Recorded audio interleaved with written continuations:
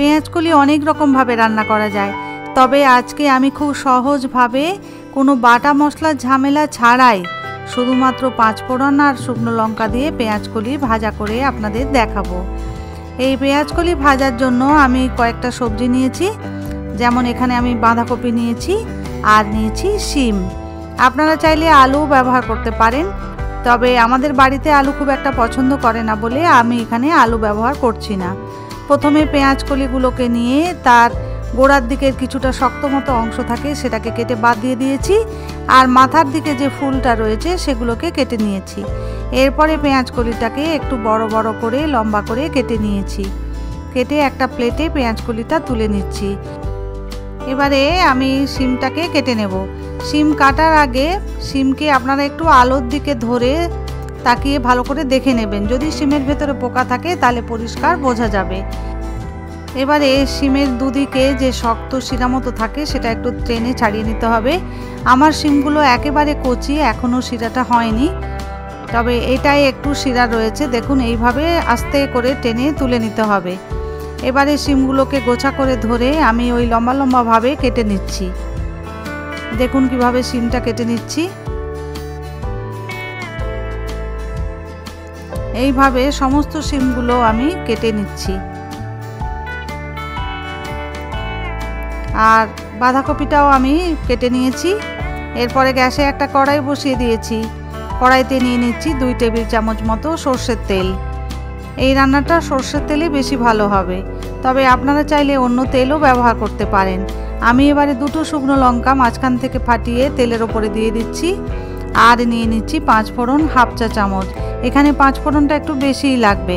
এবারে একটা খুন্তি দিয়ে এটাকে নেড়ে চেড়ে নিচ্ছি। ততক্ষণই ভাজতে থাকবো যতক্ষণ না একটা সুন্দর গন্ধ বেরোয়, আর এই যে লঙ্কাটা দিয়েছিলাম সেই লঙ্কাটা বেশ ভাজা মতো হয়ে যাবে।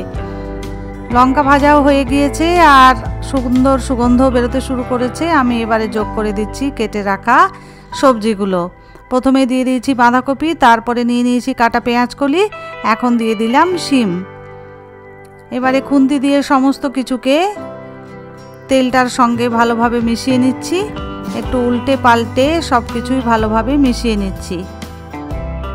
মিনিট 2-3 ধরে সবজিগুলো একটু ভালো করে নাড়াচাড়া করে নিতে হবে। নাড়াচাড়া করে নেওয়ার পর আমি এতে দিয়ে দিচ্ছি 1/2 চা চামচ মতো নুন। প্রথমেই আপনারা নুনের পরিমাণটা একটু অল্পই দেবেন, কারণ পেঁয়াজকলি আর এই সবজিগুলো বেশ জোরে যায়।